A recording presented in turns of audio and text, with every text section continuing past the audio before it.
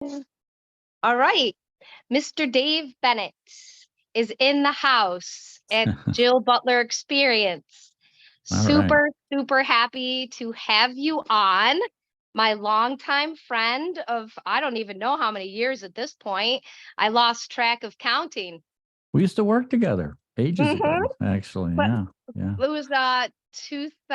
I don't know. It was got to be like 20 years ago because I Well, started. I left in 2001. I had stage 4 lung cancer. So, yeah. So that's when that's when I left the job. So you were there. I don't remember how many years, prior to Mhm. that. So, yeah. Yeah, yeah. So let's jump into it. I just want to give you a proper introduction. I know I've introduced you on my pages, but I want to introduce you on here. So Dave has done a plethora of things in his lifetime, and he has had multiple near-death experiences, which opened him to a whole different world. And after that fact, he has written books and had a near-death experience chapter in New York State that he used to run for many, many, many years that I used to go to. And he has been on TV shows such as Morgan Freeman's Netflix series. What was the name of that, Story Dave? of God. Yeah. Yeah, Story of God. And has his own podcast called Contemplative Living. Easy to say, And right? yeah, yeah. And so there's so many things he's done, but I want to just get right into it.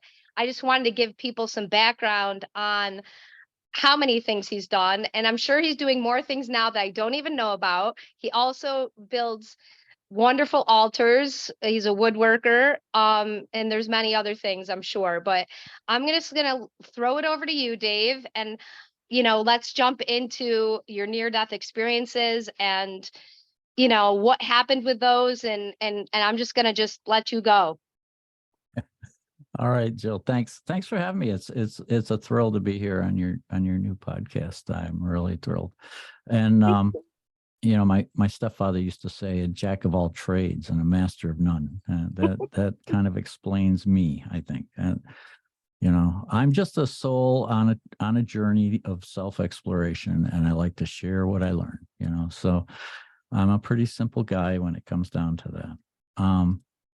But yeah, and you mentioned the near-death experience. In '83, I had a very profound near-death experience when I died 2 miles off the California coast when I drowned in a boating accident.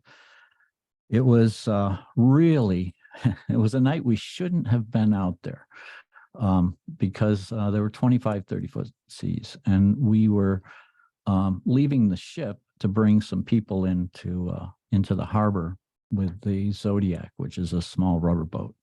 And we used to use that boat to retrieve our submarines and stuff. So it was, a very sturdy craft. We were very confident in it. We didn't think it was a big deal, but we lost our way because, you can imagine 25-foot swells at and we were 2 miles off the coast, and we had to go into the harbor, and we were trying to track the harbor buoy so that we knew our way in. And and the harbor buoy's bouncing up and down, 20, 25 feet. We're going up on top of a swell trying to find it, and then going down, down the trough and back up on top of the next swell and trying to find it again. And we lost it in very short order. And so we just figured, well, worst case, when we get closer to shore, we could, just land on the beach. The craft's capable of doing that. We'll just do a beach landing, and we'll get these guys in, because one of the design engineers of a remote operated sub we were evaluating needed to get to LAX.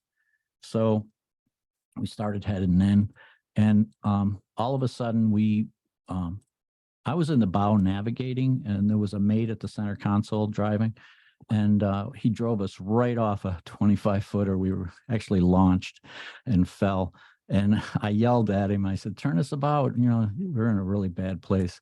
And just as he turned us about, the next one came right down on top of us, folded the Zodiac right in half like a peanut butter sandwich. And it catapulted me into the ocean. Yeah, it was. Yeah, but I was trained as a commercial diver. I've got, I've logged thousands of hours in the ocean, and so I wasn't really all that concerned, because this night we'd actually put on life vests. We hardly ever put on life vests, but we knew it was a stormy night, so we thought there was a chance we might get wet. So we put on some life vests. But so I'm hanging on to this old World War II Mae West puffy envelope, that, puffy pillows that they called life vests back then. And yeah, right. And and I was just waiting for her to carry me up to the surface. And but I was being tumbled and tossed and thrown around like a rag doll. It was really incredibly violent. And but I just held my breath. I wasn't too concerned. I spent a lot of time underwater, so I wasn't really all that upset. It was just a matter of time. Well, time ran out, and I ended up drowning. But the interesting thing is, when you drown, there's a moment of, you're breathing in salt water and it burns, but then just instantly popped out of the body and into this absolute darkness. And in the darkness, it was quiet. There's no more raging sea. It was peaceful. It was comfortable. And the California coast, the water comes down from the north, so it's frigid in March. It's really cold water. When you see the surfers out there, they're always in wetsuits. That's because the water's so darn cold. But I wasn't cold. I was comfortable. It was quiet. It was peaceful. And now I'm a commercial diver, and in commercial diving, they teach us about oxygen deprivation. They actually kind of run us through some drills where they, cut our air off and let us experience the euphoria a little bit. And so I was like, wow, this is way beyond that. What is this? I was curious, what's going on? I'm looking around. And then I saw this light, and it felt like I was moving toward the light. It was coming toward me. I'm not really sure, but there was movement. It was getting bigger. It was getting closer. And as it got closer, I saw that it was millions and millions of fragments of light, and they were all in movement. And it was like they had one mind, almost like when you see a school of fish and they're all swimming in one direction, and the light and the colors, it was just absolutely phenomenal. And I have to say, I was pretty much in gaga awe of what I was experiencing. And now at this point, did you have any realization in this point when you're starting to go into this place? Did you realize consciously that you were dead yet? Or did you not even think of that? Like, did it not even cross your mind yet? Well, it's kind of interesting. And our consciousness on the other side expands into a non-local type of consciousness. We have so much more available to us. And Right. and my main focus at the time was curiosity. I was just very curious, and I knew, we weren't in Kansas anymore, so I just didn't know where we were, and or when or any of that. It was because it was so timeless that I actually tried to look at my body. And when I did, I saw that I was becoming one of these fragments of light that I was observing Wow. as Yeah. I was moving back to this, this oneness, this unity of light. And as I got closer, a dozen of the fragments broke away, and they came toward me. Originally, there were three, and they greeted me. They welcomed me home. And Jill, I have to tell you, I was just, because the love that I felt in that welcoming home was just unbelievable. I'd never felt anything like it. I'd grown up as kind of, my mom was a single mom, and it wasn't popular in those days. And so she used to I used to say she farmed me out to all these different families, one family after the next, And because there was usually an issue with one family or another. And so I didn't really have a sense of family, but this group of light beings felt like a family. and they were welcoming me home. And it was incredibly humbling, incredibly awe-inspiring to experience that, because it's not just a vision, it's an experience. It's an expansive experience that you can't even describe it. We don't have words to describe it. So eventually a dozen of them greeted me, and we moved into the light, into this area. To me, it felt like a giant bubble, a sphere. And we went into it and we started to relive my life. And we relived it in such a way as it wasn't like watching a movie. We were reliving it, and not only from my perspective, but from everyone I'd ever interacted with. So it was like our consciousness fragmented into these multiple streams, and we all got to experience this from all these different points of view. So, and not only me. So that would be kind of like what some people say, like a life review. It is Like a when life they review, talk, yeah. yeah, like that's like now at this point in time where we're at, it's common for people to talk about it that way. But when you went through it, it was very I brand had new never heard of anything like this. Yeah. yeah, And so, exactly. And that's something people need to understand. Like when when you experienced this and you came back and first started talking about it, it was all kind of brand new on the scene. Like there was a few people that were talking about it, but it was so quiet. Like there wasn't like it is now. yeah, yeah.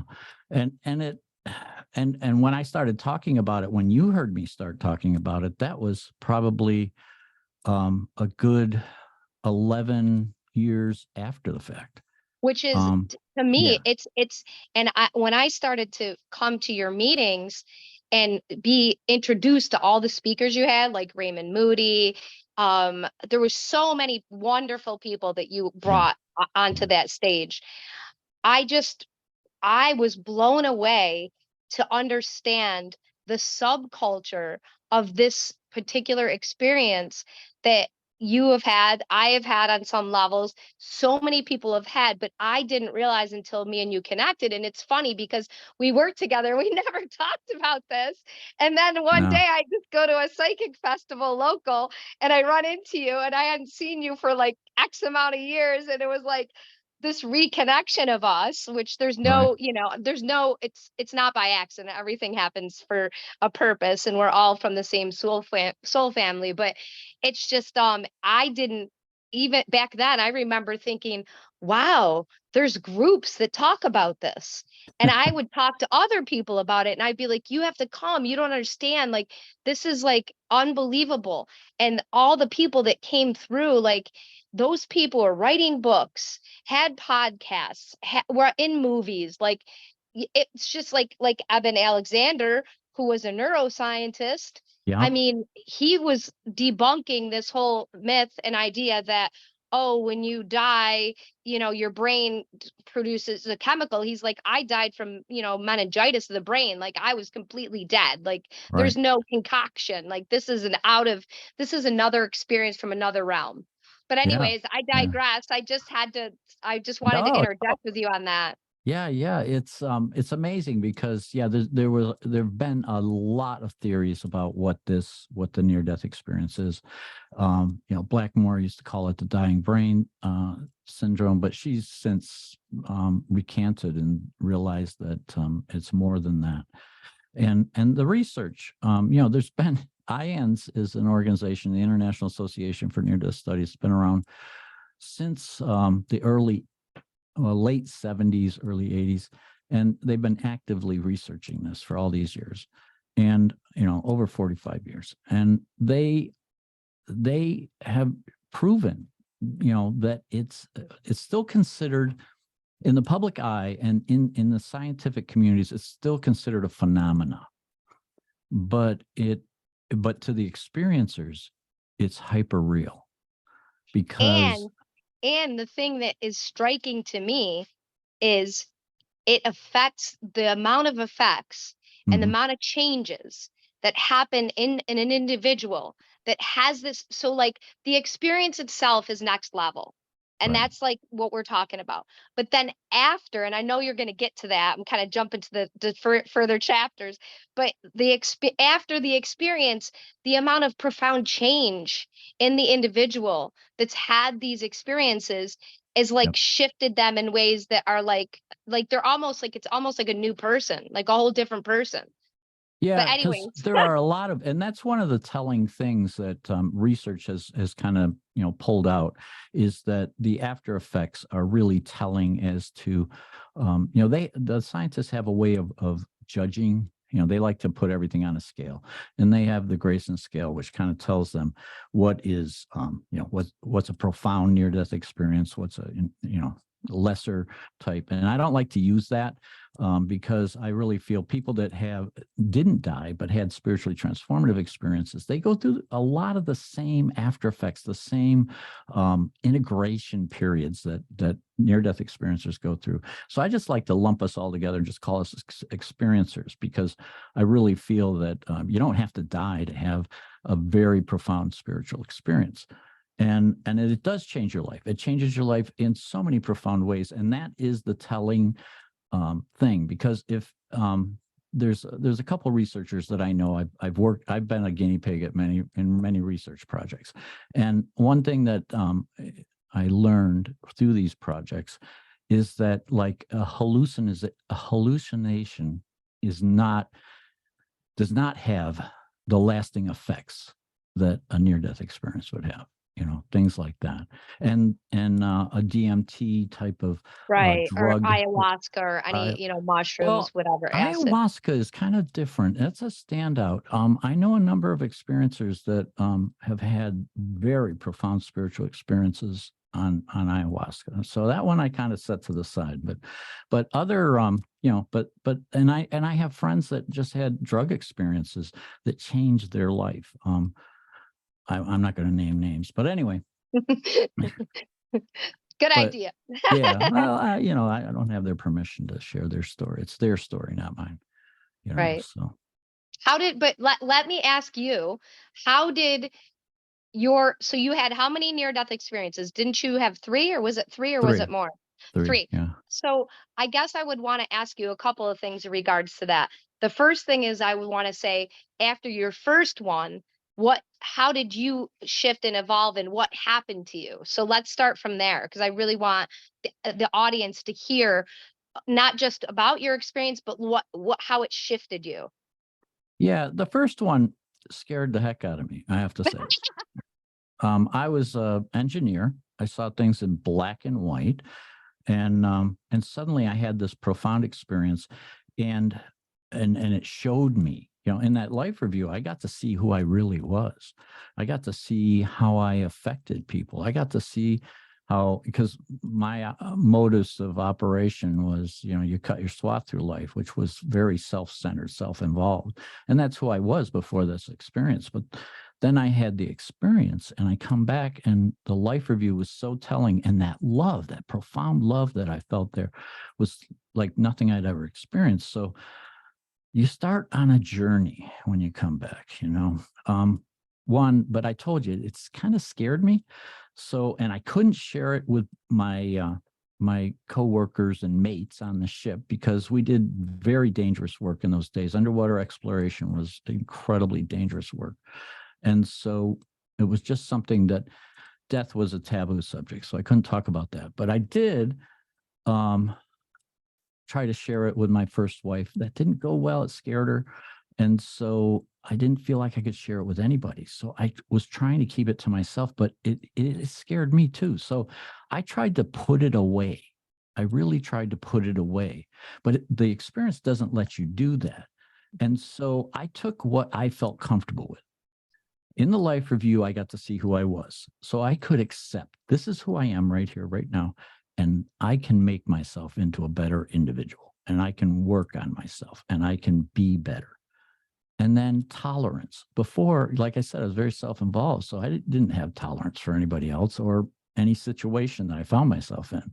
And so, but after the experience, I saw, we can change our lives. We affect a lot more than we realize we affect.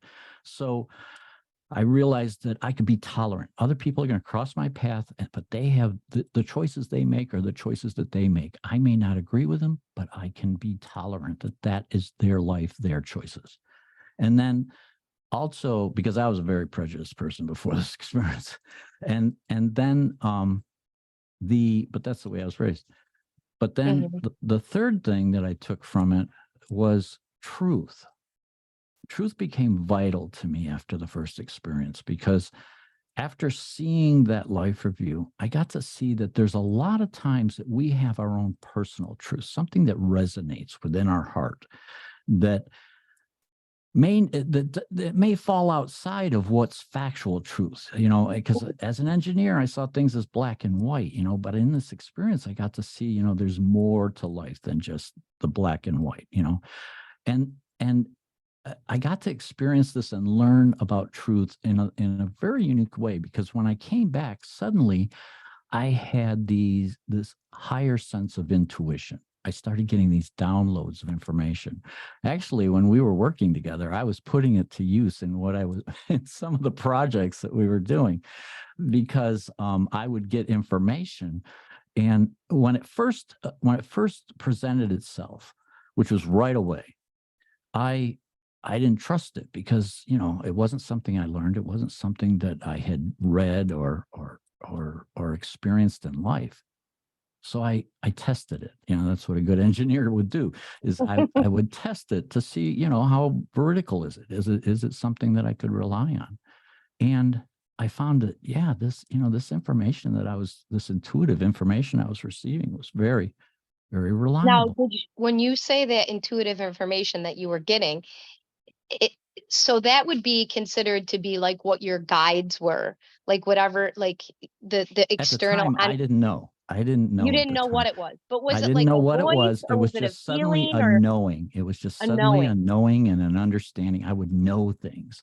And it was Okay. like, okay, it wasn't until, and so, like I said, it was 11 years until I had my second experience. And after the second experience, then I started communicating with my soul family. And some people would call them guides. Some people would call them angels.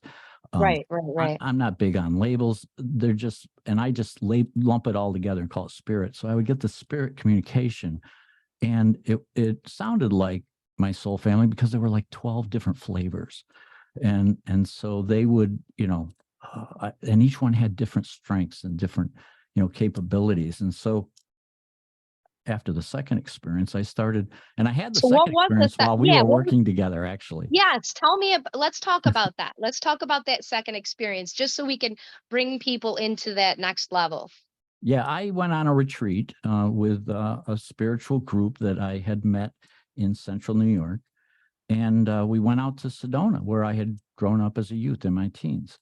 And so while we were there, they were going to do a meditation. And my plan with this group was, oh, cool. I'm going to hang out with this spiritual group. Now, you got to realize at this point, I still hadn't really started sharing my experience. Right. I had kept it to myself. And so I went on this retreat with the spiritual group to Sedona, where I had grown up as a teen. And I thought, this is great. I'll get to hang out with them. I'll cherry pick the lessons or whatever they're going to do. And then the rest of the time, I planned on hitting some of my old trails and just, going back, reminiscing and, a little bit of that. Well, the first day they wanted me to do a meditation, and so I went, okay. And I knew, it was on Bell Rock, a very famous place, energy center in Sedona, Mhm. and I had a little place that I liked to. When I was there as a kid, I used to go to this one little spot where you could look out across the valley. It was a beautiful spot. So I went and sat there, and the minute I started to go into what I considered a meditation, which I learned how to meditate when I was a youth there by some of the grandmothers of my friends had taught me how to find my sacred space. And so I started going into my sacred space, and all of a sudden the light spoke to me, the light that I had communed with in my first near-death experience. And it told me to return to the light. And so that was the second experience. I went back into the light, went into the darkness, into the light, meeting the soul family, life review. Only this time in the life review, I'd lived 11 more years. And so I got to see how much that first experience had changed me. And then You actually went into this experience through your meditation. That's through what my happened. meditation, It yeah. was through your So meditation that you were able to drop into this place. yep. And so some people would call it a spiritually transformative experience, but I'll tell you, it was it was just as profound and just as intense as my near-death experience. And so a lot of the research would, when they grade it, they would say, well, that was a near-death experience. And I don't care. I'm not really into labels. So to me, it was, Right. yeah, it was a near-death experience. But I came out of that and I realized, I really am not living within my truth because I hadn't integrated the entire experience. What I had stuffed away was my argument with God, my meeting the soul family, the life review itself. I took acceptance, tolerance, and truth and made it my own, but I didn't bring the rest of it with it. And so it was lacking, and the interesting thing was after the second experience, that's when I started to hear spirit.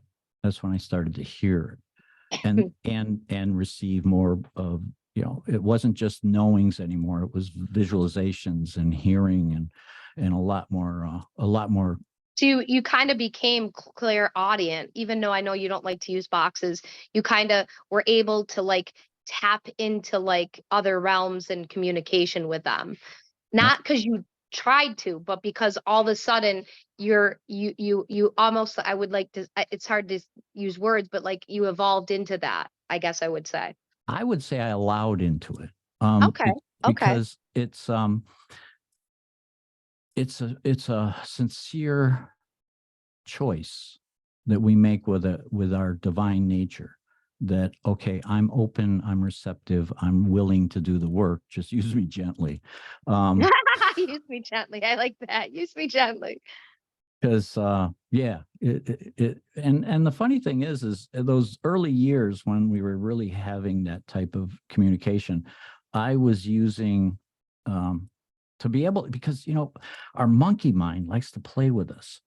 And so a lot of times that chattering mind within us would sometimes pretend to be spirit.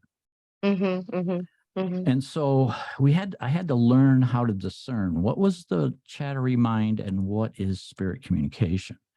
And I Right. found the tool that helped me to discern that was inspiration, because I knew inspiration came from my divine nature. That's a really, really good way to frame that, Dave, because I think a lot of people do right now in this time, and just, in their evolution, they do get sometimes mixed up to Yeah. what's what. And so that inspiration being the right track. Mm-hmm. Because and pay attention. When you're on that journey, I started paying attention. What does inspiration feel like? For me, it felt like my heart was opening like a flower. Okay. And it was like, oh, but I have friends, healers, who feel it in their hands. Some of my psychic and medium friends, they might feel in the top of their head or in their crown, Yep, their third eye. Yep. third Yep. eye. And Yep. so, for it might be different for different people. So when I started, trying to discern which was which, I started paying attention when I felt it. And then how is it delivered? Okay. The neat thing is about, spirit communication is it's non-judgmental, it's matter of fact, it's simple and efficient. So the non-judgmental is, to me, one of the biggest understandings of the guidance is it's never it's never attached to a person or an idea. It's attached to love. And this Yeah. is my opinion. This is Yeah. my opinion on my own story with it. Yeah, yeah. I mean, how we receive it. And I also would feel that expansiveness, okay, that opening of, a greater, something, a greater something. Let's just call it that for now. But it evolved into more later. But it's so I used that, and for me, it was I was doing a lot of silversmithing and stuff, and so that I found that inspiration, I was able to then really discern when I was getting spirit communication instead of the chattery mind, and I started using that guidance. And I used it in everything, because one thing that became apparently absolutely clear is from the first experience when I was hiding it for 11 years. Okay, I can call it that now. At the time, I just felt I was being protective of, myself, because I didn't want people to think I was crazy, but I was actually hiding. And then after the second experience, it was like, oh my God, this liberation of being true to myself, being authentic, you know? And so once you reach that point, then it, and I don't want this to sound mean or anything, but you don't care what other people think about you or your story, because you are living your life to the best of your ability, And your purpose. and within your purpose as much as you can. And, but we're human, we fall down, but we don't judge ourselves for falling down, and we just get up and say, okay, next time I'll do better. And, Right. and so we keep moving forward. We keep, that's, it's kind of funny. That's what the podcast today was all about. It was about moving forward. But the, trying to continue to evolve, continue to grow, continue to be a better person, and a better citizen, within your community, and to give back. That's something that the Native American grandmothers tried to teach me early on. I didn't really grasp it then, but later on, when when I was trying to integrate these experiences, then I went back and I kind of re-examined some of the things that they were trying to teach me. And the giving back is incredibly important in spiritual growth, because as we receive, we also need to give. And they symbolize it in a hoop, because if you look at a hoop, it looks outward in 360 degrees, and it looks inward in 360 degrees. And so if you look at your life, you look at your family, you look at your community, you look at the world through the vision of a hoop, then you're being all inclusive, That's a beautiful way to frame it. I like that. Yeah. But anyway. No, that's super profound. I think that on our journeys, it is really, like, I call it like seva, just because I like that word, but I do think that it's equally, it's like we're always like, it's always got to be symbiotic. Like, it always has to be a back and forth.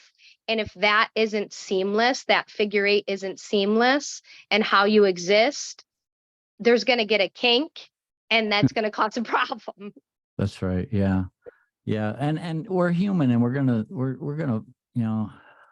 on our road, there's going to be stones and boulders and things that we have to work through, but that's part of the journey. That's part of the neat mystery of life, is overcoming the obstacles and Speaking of using them. that, speaking of Okay. overcoming the obstacles, you overcame stage 4 cancer. So that's another story that we need to touch upon, because I feel like your story and the way that you handled all of that is something that can be very profoundly helpful to the rest of the planet. And I know you've talked about it a million times, but I would like you to share whatever you'd like to share.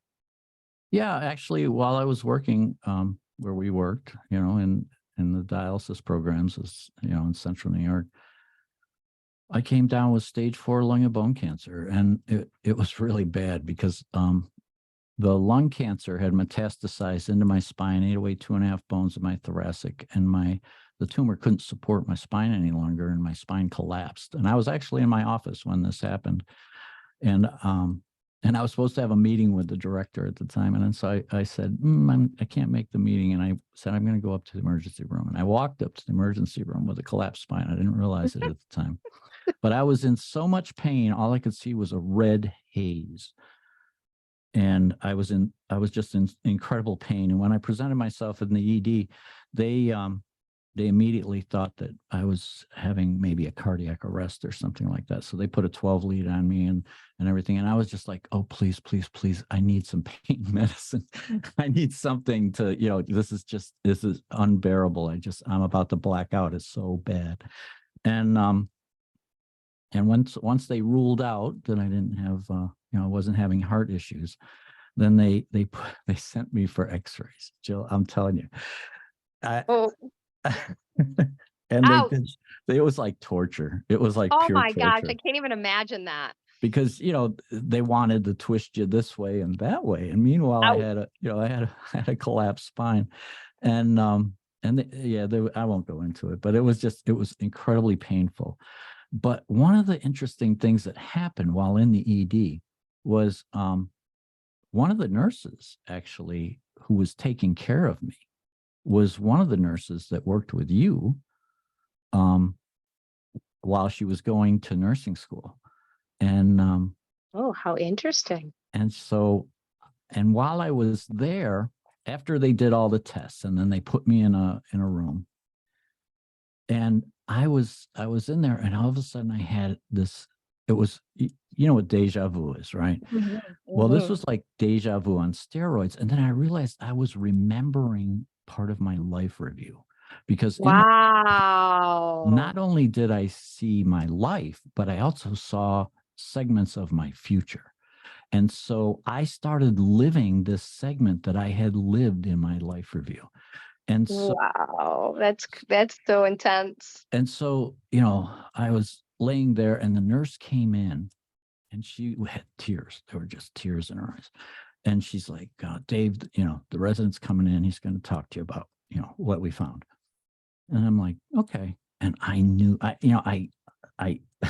it was like I said, it was like reliving this only on steroids, right? Like I knew everything. I knew what the room Wow. smelled like. I knew what Did that give you peace though? Like, I'm just wondering, in these crazy moments, did that somehow take you a little bit out of the pain and bring you into like, okay, like if I already saw this, then I probably survived it and all that kind of stuff? Or where Well, were the you thing at? is the neat thing is when you have this type of remembering from a life review, you can remember not only the moment you're living in, but the future moments that are going to come along.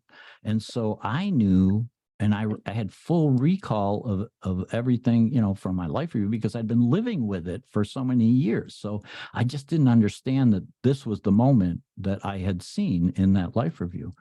It's kind of like I tease, that someday they're going to make an app, because on the other side, time doesn't exist. It's all exists at one moment. So the someday they're going to develop an app where you can, linearate the other side. And I'm going to be the first one to get it, because I didn't realize that, I knew I was going to have cancer. I just didn't realize it was going to happen when it did, because I was in my mid 40s when I had the cancer. And I thought it was going to happen much later in life, in my doties. I wasn't really all that concerned about it at the time. So when the doctor came in and he started hemming and hawing, and he was kind of like, well, Dave, we got the results, blah, blah, blah. And he was just, and I knew everything that he was going to do and say. And then, and he never used the C word at all, but he just said, we found a mass and this and that. And I'm like, it's okay. Because because of that future knowing, I knew I was going to live beyond it. So I had no doubt whatsoever. I just didn't know how bad it was going to be, because it had metastasized into my spine, ate away 2.5 bones, my thoracic, my spine collapsed because the tumor couldn't support it.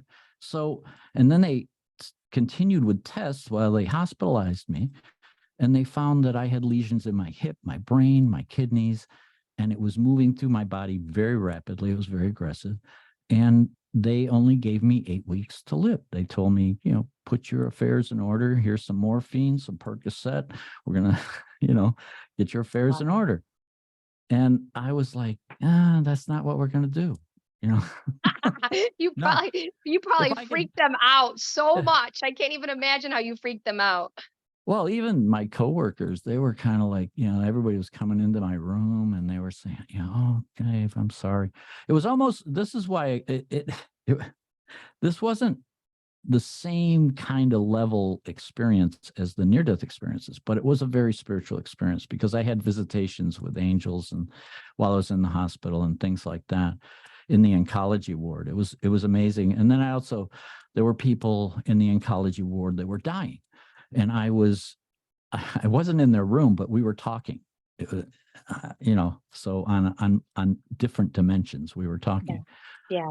And so, and I was having a lot of visitations from people because, in a hospital environment, it's 360, hours a day or 360, days of the year. And it's 24 hours, 24/7.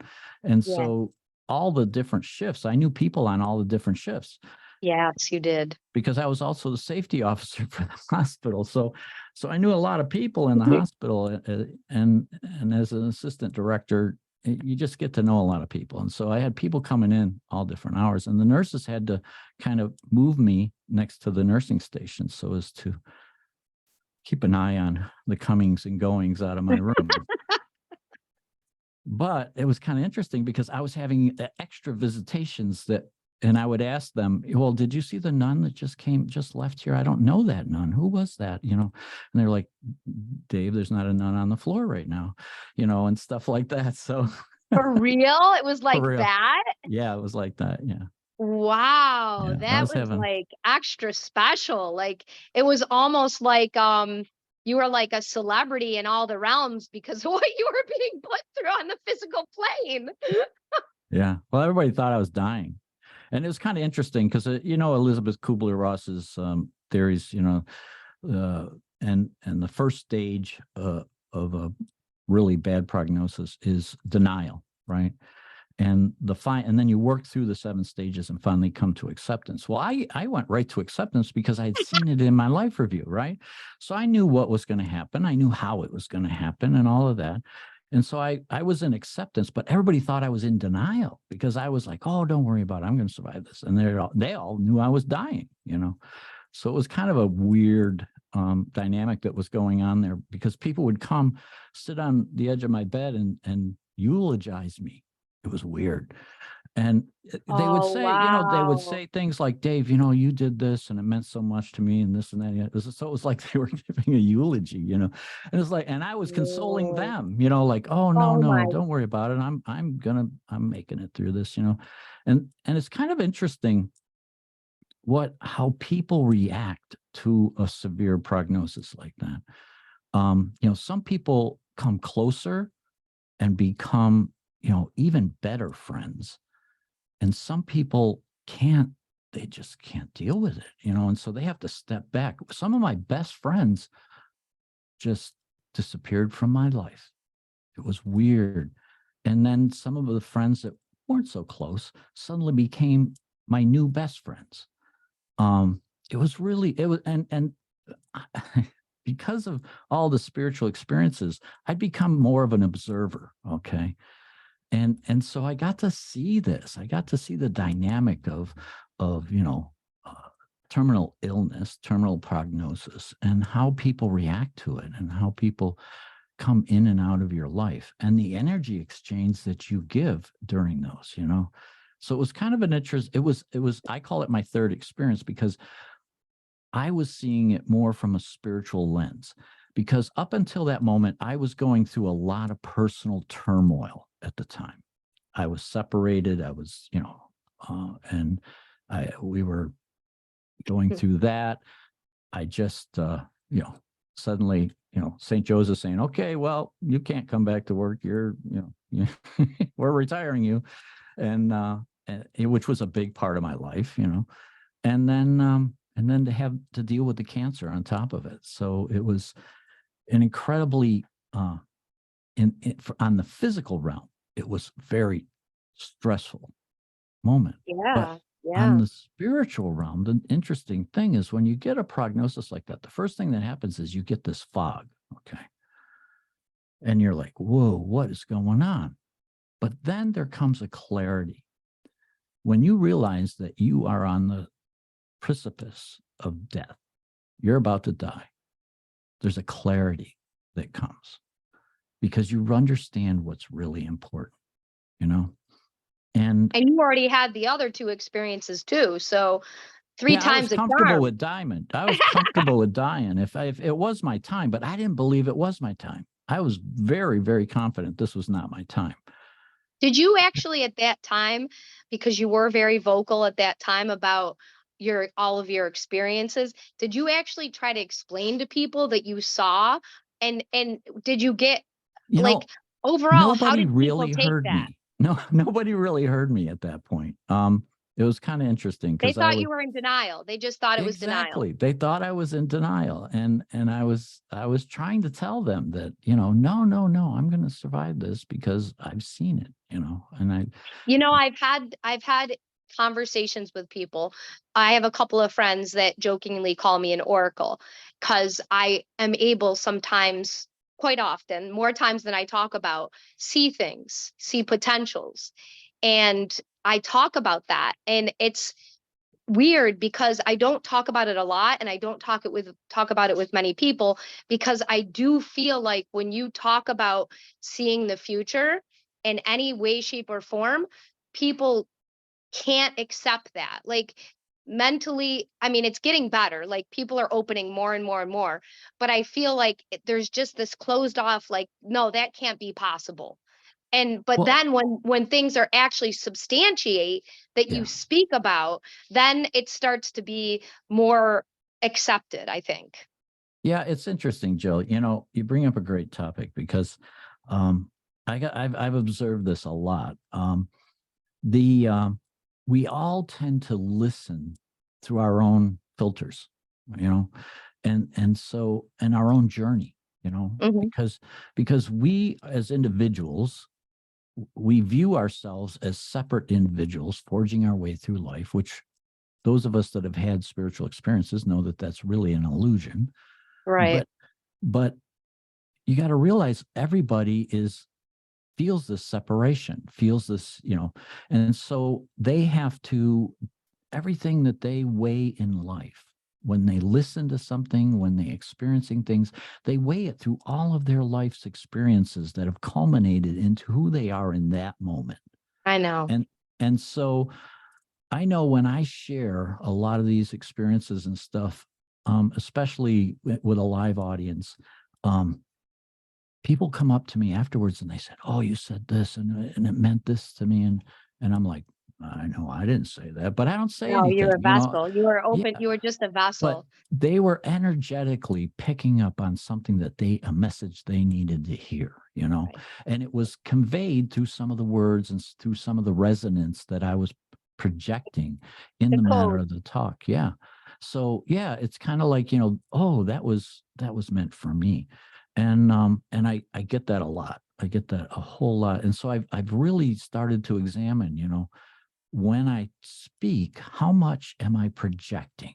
And where is it going? Because sometimes you can feel that as I'm saying this, boy, there's a bright light over this direction, and so I really bet you that this person over here is really receiving this, and it's kind of interesting. I don't judge it. I don't try to attach anything to it, but I just feel it sometimes, and it's interesting. And then sure enough, after they'll come up and they'll talk to me and they'll say, "Oh, you said this or you said that." So a lot of people, and I know you stay away from the boxes, but a lot of people would say that you're sort of like an open channel. And that's sometimes how I see myself, when I'm just like, I'm a vessel and things come through and they speak through me. And so it's, you could call it your higher self, you could call it your spirit, you could call it God, you could call it the universe. There's so many ways that you can frame it. But I Yeah. feel like when you're in balance, and we all try to stay in that center, things can come through and speak through you.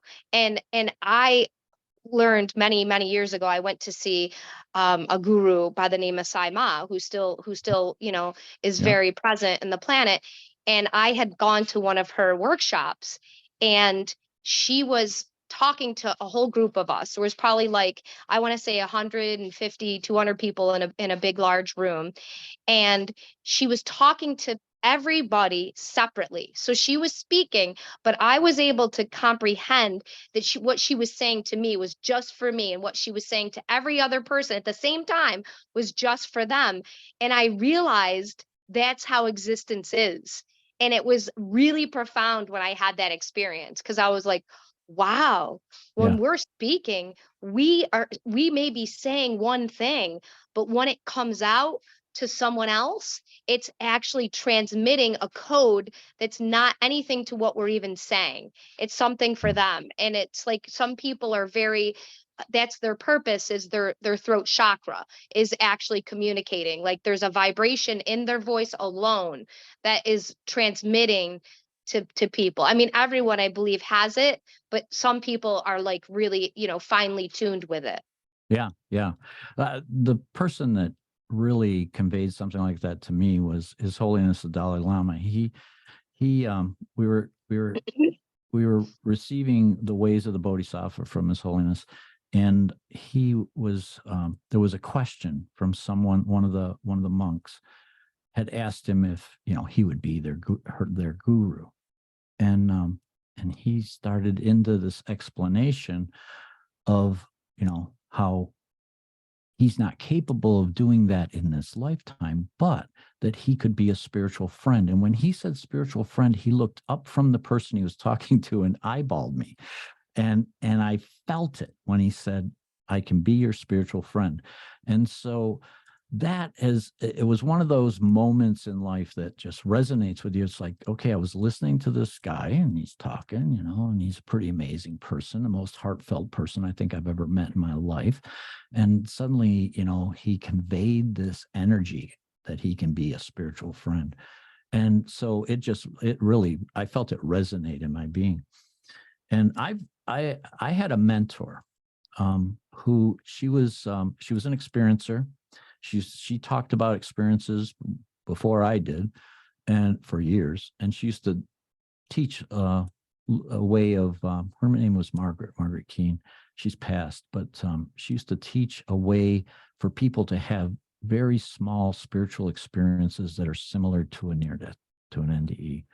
So, but anyway, she was a person that I felt was, we talk about being heart-centered, right? When you were in her presence, I don't care if she was angry, if she was sad, if she was happy and glad, you felt loved. You just felt loved in her presence. His Holiness was the other person I've ever felt that way with, is I felt loved when I was in his presence. But when I met her, I was in a class, and and she was talking about, it was kind of funny. There's a story that leads up to it, but the name of the class was Everything You Want to Know About Love and Sex. And this is an elderly gray-haired lady teaching, everything you want to know about love and sex.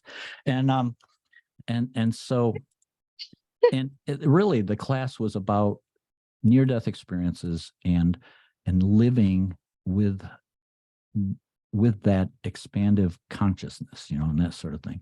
And so she starts going through her talk, and I just met her while I was registering, and someone told me what her class was, and after I met her and I felt that profound love that I recognized from my experience, right? I was like, oh, I got to take this lady's class, And so but I'm being a wallflower. I'm in the back of the class. And you know me, I'm not normally a wallflower, so but I'm sitting in the back of the class because I just got to figure out what this is all about. What, feeling this love is, because I'd been searching for it. And finally I met someone who exemplified it. Yeah, And yeah, so, yeah. so I'm like, what is going on? So I'm in the back of the class. And the next thing, now here's a person who's a near-death experiencer that's totally tuned in. Okay. And she starts talking about the other side. And then she looks up at me and she goes, isn't that right, David? And she doesn't know me from a hill of beans, but she calls me by name. And Whoa. and then she That's goes on, that's and that experience. That's the that's an universe speaking through her experiencer. mouth. And I see that, and it's happened a number of times where it's like I meet someone and I know they're an experiencer, and so and it blew me away. She totally blew me away because she did it a half a dozen times during the course. It was a week-long class, and during the class, at least at daily, once a day, she would try to draw me into the conversation because she would relay something that I could relate to, and she knew it. It was amazing, so I mean, but that's being totally in your divine nature and seeing the world through those eyes and seeing with that clarity where you rise above the circumstances and you rise above even the circumstances. You go up into a level of understanding where you see the interconnectedness, you see the interdependence that we all have upon each other, and you're able to pull on those strings and pull on those threads. So that's a higher level of awareness that it's very hard to achieve. But so she became my ideal for the longest time. And so I was at her house one time helping her with some friends. And I asked her, I said, Margaret, you have to show me, or no, Margaret, you are love. I mean, I feel it from you whenever, no matter what you're doing, what's going on, I can feel that profound love.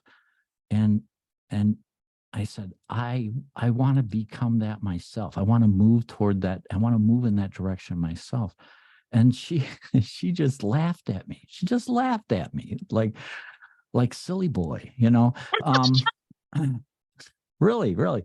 And she said, that may be my path. That may be the resonance that I have, but you have to find your own path. And then she schooled me. She really schooled me. She said, don't let anyone ever put you on a pedestal. Don't be real with everyone you interact with. Don't aspire to be, this greater person. Don't do that. Just be who you are and follow the flow of what the universe has for you. And so that was huge. And then she taught me, first she tells me, laughs at me, then she schools me, and then she gives me this incredible lesson that evening where we sat down and and she said, she asked me, David, do you ever go back into the light? And I go, no, I can't go do that. I said, it's too emotional for me. I said that love, whenever I touch that love, I just turn into a puddle of tears. I said, emotionally, I can't deal with it. And she goes, so we start having this conversation about returning to the light.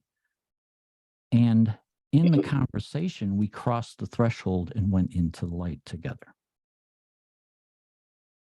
Wow. And she taught me that wow. we have that ability within each and every one of us. We can go into our higher consciousness, and from there we can open up the doorway. We all have a doorway within us, and we can open that doorway and go into the light. And now that's what I use in my healing practice, is I go into the light. So I don't know how many times a week I go into the light and I connect to another person's essence, their light essence, and that's what guides me in the healing process. So how do you do that? Like, what is the process that you have? Not to give away your secrets, but No, no, no. I think everybody should know this, because if everybody knew this, we'd have so much better world to live in. Um, and it'd be so much easier for other experiencers. You remember earlier we were talking about inspiration and what that felt like yes, and where we felt that. yes. That's a key. That's a key to your doorway right there. Focus on that and What lights allow. you up? What's your purpose? What lights you up?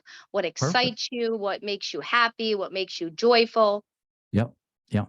And go there, but allow it to flow and allow it. It takes a little practice. If I mean, people that have had near-death experiences, it's a little, you've got a leg up because, okay, you already know Right. what you're looking for. If you haven't had a profound spiritual experience, it's a little harder. And if you're a real thinker, if you really live in your head, you have to leave that behind. You have to, and a lot of times, what I've found, another little adjunct here, is ceremony. Ceremony Yes, helps yes, yes, occupy the yes, mind so that the yes. heart and the spirit can then, really start to travel. So a lot of times, some of the earlier ceremonies that I used to do, they were mostly Native American ceremonies. I became a pipe holder so that I could, because the ceremony is prayer. Pipe ceremony is just a very, very profound prayer where you suddenly have UEP type of experiences or spirit speak, that type of stuff. And so, and you're not smoking anything funny. Just to let you know out there, Just to let people, you know, there's right, no everybody, smoking funny stuff. pipe No wacky ceremony, tobacco. nothing like that. It's just, it's all natural. And so it just, Is that there's hape that ways. is that hape that you used? Are you talking Yeah, about using yeah, hape? yeah, yeah, Yeah. yeah. I did that one time and it laid me flat out. Like it was so intense because I am Yeah. connected to the indigenous as well. And so I had heard all these people try this and I kept having my spiritual friends say, "Oh, you should do this. We'll do a ceremony sometime." Hmm. And so one time I decided to do this with two other girlfriends and I was like, it was, I mean, I had what would be to some people terrifying experience. I literally, I was on sacred land and I went into the space back into a time where the indigenous were slaughtered and I saw it and I saw lots of blood and I went through this whole experience from it and it was like next level, but it took me probably at least 30 minutes to an hour to come back to my body and be like, I was like nauseous, I got sick, I went through so many things. It just affected me. It was like a real transformational experience. Yeah. When I was taught vision questing, one of the things that we always did first was we would prepare a feast. And a lot of times it would be like rich stews and broths and things like that, so that once we got done with vision questing, we had something to kind of bring us back to our body. Because you're right, it's incredible when you go on a vision quest, something like that. It And I really. didn't even, to be honest with you, David, I didn't like, I understood generically what could happen, but I'm the type of individual, I don't use substances. So any little thing that I put into my body takes me to the next, like it's like the highest, most grandest experience on the first time. Like most people, like they don't have that. But like I Yeah. think when you're already open and when you've Yep. already had transformational experiences or near death experiences, it's so much easier. Like for me, like what I went through, these people were kind of freaked out that I was going through this because they've never had anything like that in their experience. So they were kind of like, whoa, what do we do with her? Yeah, Like they because were very it's good. They knew, what you were they helped using me, was but just a natural form of tobaccos, Mhm. basically. It's Yeah, it's nothing hallucinogenic or anything like no, that. no, no, no. It But was just it just was where I was. yes, yes, exactly. That's what it is, because You know, it's prayer, it's intense prayer that takes you out of your body, and that's a traditional method before you even go into Vision Quest, before you even go into Sweat Lodge, or before you go into any grander ceremony. That's the Right, first right, right. step. Yeah. So it's kind of interesting how just one thing leads to another, you know. But And your process when you're taking people into the light, one of the things you do is you create ceremony, right? Is that what you were saying? Like you help them create ceremony, or that's one of the things you do? when I there's certain things that I do in my healing practice. One, I use a lot of something I learned from South American healers is is to give blessed water to begin with. Let's begin to purify internally. And then what I do is I give them if they don't meditate, a lot of times I want them to be receptive in a healing process, because healing is done in the present moment. What I'll do is if they meditate, I'll ask them if they're comfortable doing their meditation. And a lot of times this is 45 minutes. So some people only meditate for 5, 10, 15 minutes, you know. And so Right. 45-minute meditation can be a little hard for some people. But what I want is I just want them to be in a receptive mode, because what I've learned in my healing journey with my cancer and you know, recovery and everything, is that all energy work is done in the present moment. It's not about the past. It's not about the future. It's in the present moment. And it's multifaceted, which means that it works on mental, emotional, physical, and spiritual all at the same time. So, Yes. so you need to address all of that. So what I usually do is I talk to them for a few minutes about where they are in this present moment, and that brings them into the present moment. So that we understand where they are spiritually, mentally, emotionally, and physically.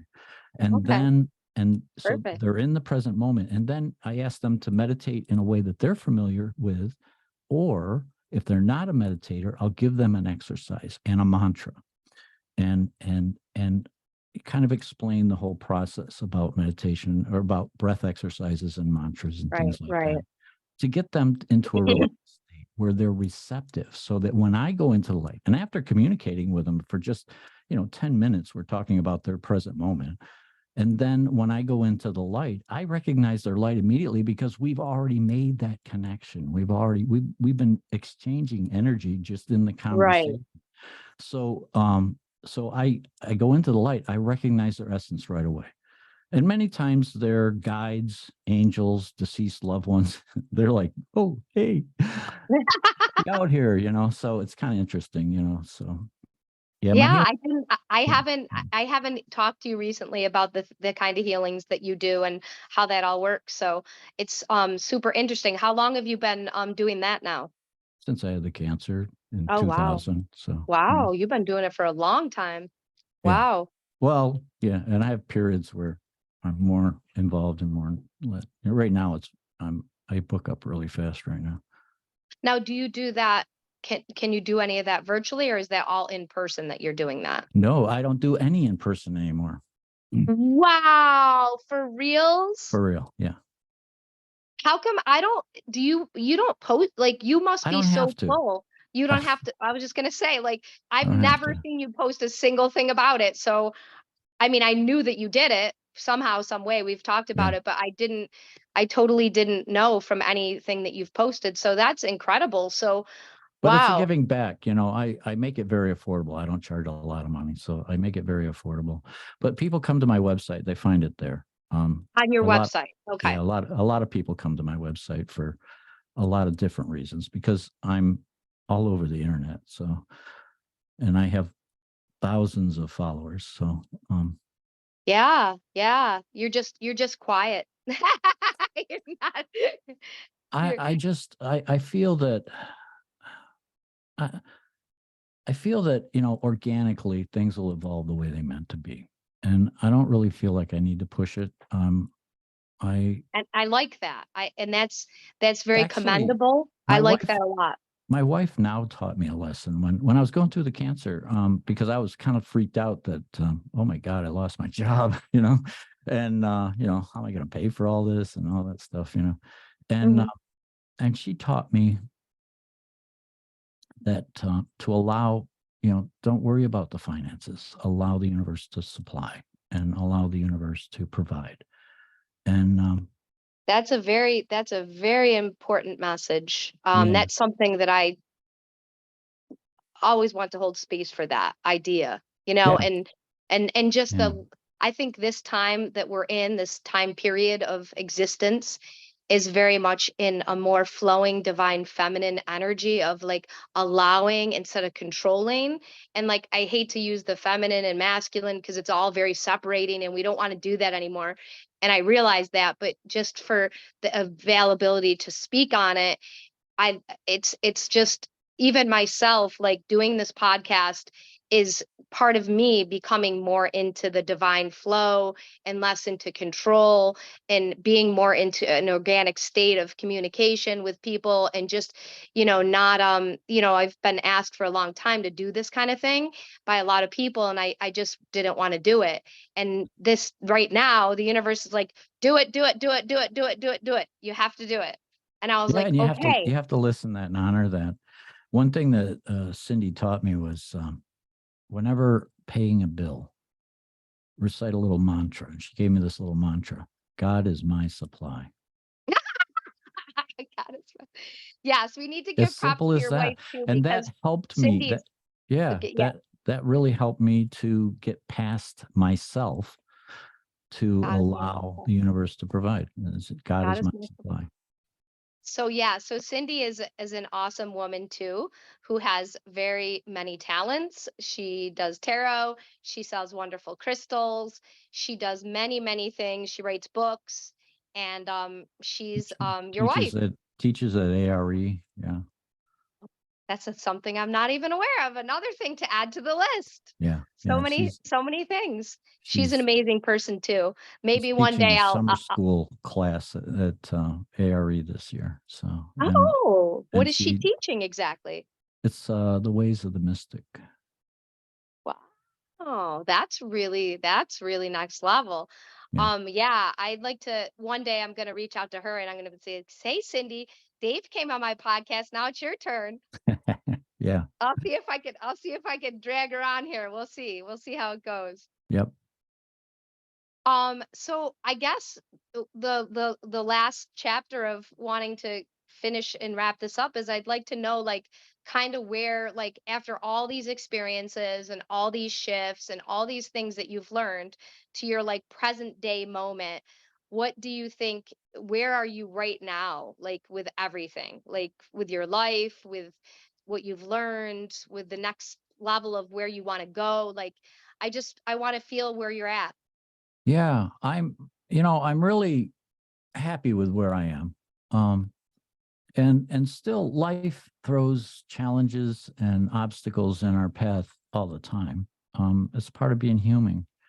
And so right now I'm just kind of dealing with some of my own issues, that have cropped up. It's a time of trial for me right now. But we talked about, the hoop and giving back and that sort of thing. And so I really have that incorporated. Through the years, I've learned how to incorporate that into it. But there's also the element of, we need to give ourselves time. We need to be, so that we can stay in that higher level of awareness, you know. And when we don't give ourselves times, we get swept away by the circumstances. We get swept away, and and so I don't allow myself to do that anymore. The circumstances come, I observe them, and then I look at them from a higher perspective, so that I have, a clearer guidance as to which way to go. And a lot of times it's kind of interesting.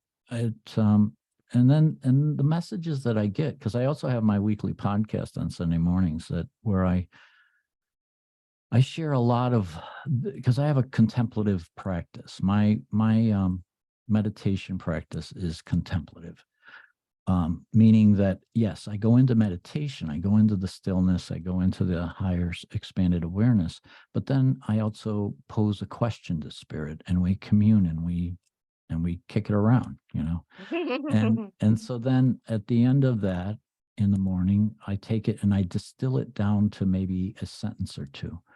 And then I create a meme that kind of represents that. And I put that out on my social media and stuff like that. And then I collect them all and create a podcast out of it every week. So it's kind of interesting. Yeah, and I've personally listened to them, and they're great. They're great. I just don't always catch them, No, but well, you can I always don't go back have, and watch yeah, them. and that's kind of a personal thing.